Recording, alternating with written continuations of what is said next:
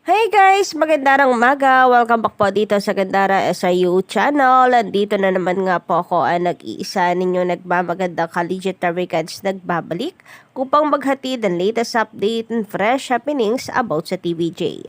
Mga balita na may kinalaman sa Itbulaga at sa loob at labas ng showbiz. Kaya naman kung isa ka sa mga hindi pa nakaka-subscribe dito sa aking channel, maaari lamang na pindutin po ninyo ang subscribe button at notification bell para mag-updated at una ka sa nilalabas nating balita. Samantala, Sabado nga po kahapon, narito po at may pa-dance prod ang TVJ na kung saan napakahusay po talaga ni Maine Mendoza sumayaw na siyang napansin po agad ng mga Dabber Cats. So, kasama nga po niya sa dance prod si Atasha Mulak and si Raisa May Dizon. So, bale tatlo nga po sila dito na magkakasama sa dance prod na ang lakas po ng maka-80s ng dating collegiate vacants kasi nga na-highlight po nila nung Sabado yung mga batang 80s. Samantala, dito naman po sa Gimme 5 natuwa ang mga legendary cards sa mga netizens sapagkat doon nga po sa Pinoy Henyo ay dati rin pong mga may nag-cheer para sa kanila pong pambato. So maganda po itong Gimme 5 laro ng pamilyang Henyo. Kasi sa round 2 pwede pong mag-change ng player. Bukod din po kasi dito natuwa sila dahil ang gagaling po ng mga sumali kahapon. Anyway, narito pa nga pong ilan sa mga happenings kahapon sa Itbulaga para sa mga team replay na hindi pa po nasisimulan ngayon. So, narito po ang ilan sa mga kaganapan. Isa si Casey sa talagang hinighlight po ng Itbulaga kahapon. Kasama po si Mama Alan kung saan meron nga po silang pa-concert. Anyway, yan lang po muna ang ating pong konting brief para po sa kaganapan kahapon sa Itbulaga. At simulan nga po natin ang ating pong balitaan para sa umagang ito. At ito ay pumapatungkol dito kay Miles Ocampo. Na kung saan napapansin nga po ng iba na si Miles ay hindi po masyadong active ngayon sa Itbulaga. And syempre meron din po tayo nahagilap na update patungkol po sa kanya, and syempre bukod dyan, pag-uusapan din natin ang patungkol dito sa kinatatampo naman ng iba pong Dabber Cats dahil tila ito si Karen ay hindi na raw po nabibigyan ng exposure ng TVJ. Naawa daw po sila doon sa bata, lalo na pag Sabado dahil parang tuwing Gimme 5 lamang daw po ang kanyang participation. Kung tutuusin, kung talent lang pag-uusapan, napakasagana ni Karen. Sana daw po ay isala din siya sa mga dance prod dahil kapansin-pansin na marunong din daw itong sumayaw. So sabi po dito, bakit Itbulaga TVJ, bakit nyo lagi iniitsapwera si Karen? Kundi puro Tash, puro Raisa. Kung talent at talent lang din, si Karen na pinakapambato nyo na makahatak sa Gen Z viewers. Bigyan nyo lang ng chance. Nagtiwala sa inyo, tapos kayo ayaw nyong pagkatiwalaan? Well, maybe nasa creative team na rin po ito ng TVG or ng Itbulaga. Kasi kapag meron na pong nakaplano ang creative team, mahirap ng singitan, 'di ba mga ka-Dabber Cats? So sana nga maging open din po sila sa mga new ideas. Napakarami na rin po kasi mga legit Dabber sa mga nagsasuggest. So hindi na lang po bashers, pati po mga legit Dabber may napupuna na rin sa Itbulaga na I think hindi naman masama kung talagang para sa ikabubuti naman ng show. And for sure, hindi rin naman ito ikasasama ng loob ng TVJ or ng Itbulaga team. Tulad po ng sinabi ko na para sa ikabubuti ng show. Hindi naman lahat ng bagay kailangan sugarcoat, di ba? In general kasi, pati po sa buhay natin, lahat buhay ng tao, mas natatauhan tayo minsan kapag talagang tayo po'y inuumpog na.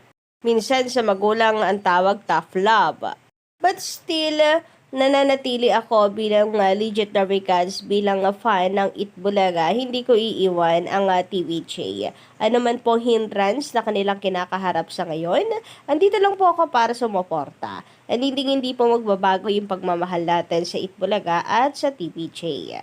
And still, enjoy ko pa rin naman kung ano po yung kanilang pinapalabas. Kasi nandun pa din yung legacy. Kumbaga yung taste ng original Itbulaga. Marami mang nagsasabi na kailangan na ng pagbabago kasi it's getting old.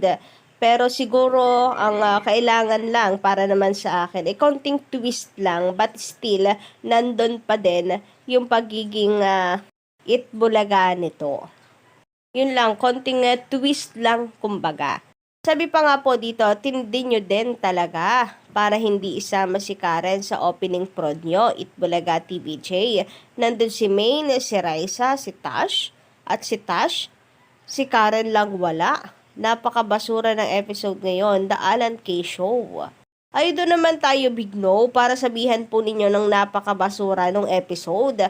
Po pwedeng i-request nyo si Karen, more exposure kay Karen, pero wag niyo pong tawagin ng napakabasura ng episode. Pinaghirapan pa din po yan ng Itbulaga team. And kung tutuusin, napakaganda ng naging episode nung Sabado. Talagang siguro wala lang yung exposure na hinahanap nyo para kay Karen.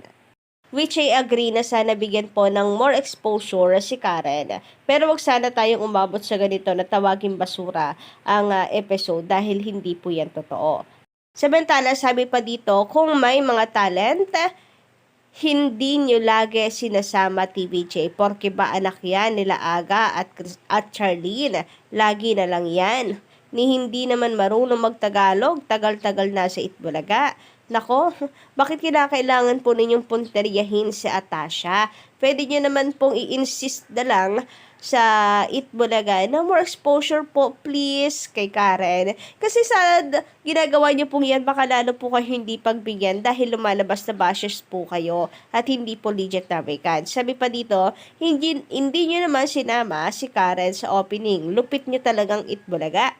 Dapat solo na lang ni Maine kasama nung dalawang nagtitiktok.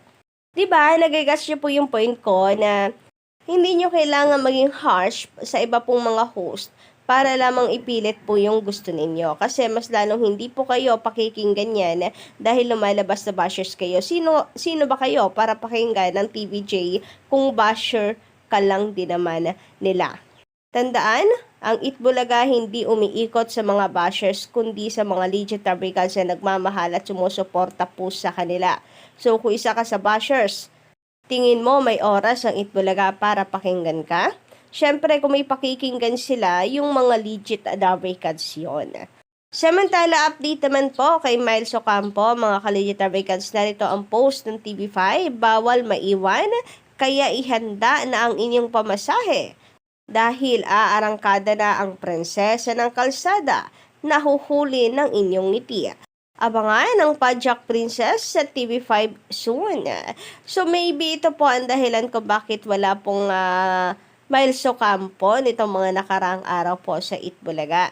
Kasi busy-busy nga po siya sa kanyang ginagawa ngayon or kanyang lead role na Pajak Princess na ako ay very naiintindihan ko and may request naman si Miles Ocampo no na ayaw niya na laging absent sa Itbulaga. So for sure, kahit isang beses sa isang linggo, mag-a-appear po yan si Miles Ocampo. Gagawan po yan ng paraan. So I hope na makatulong po ang update na ito para sa mga nag-iisip na mayroon pong tampo si Miles Ocampo kay JDL at sa TVJ. So, wag po tayo masyadong lamunin ng mga bashers, no? Ang isipan po natin, wag po natin hayaan na lamunin ng mga panguuto ng bashers na yan. Sabi dito, bakit hindi makamove on? Kung sino man ang nagpapa-MTRCB, wala naman yung biro ni Boss Joey. Sana tumigil ka na, matagal na yung tungkol kay Miles. Wala namang masama yun sa kanya. Move on na lang. And yan na nga lang po. Ang gawin po nating lahat, ang mag-move on na lamang. So, wag po natin hayaan na basher lang pala ang makakasira po sa samahan ng Itbulaga at sa suporta po natin sa Itbulaga. So, yung mga gusto pong ipa-MTRCB, ipa-suspinde si Boss Joey, alam nyo na, Mga taong hindi lamang po yan makamove on at gustong-gusto pong makagante para masuspinde rin ang Itbulaga. Alam niyo naman yung mga nagdaan, mga nangyari noon. Gusto nila, it's a tie. So, yun lang po guys sa ating update sa umagang ito. Don't forget to click the subscribe button and notification bell for more updates.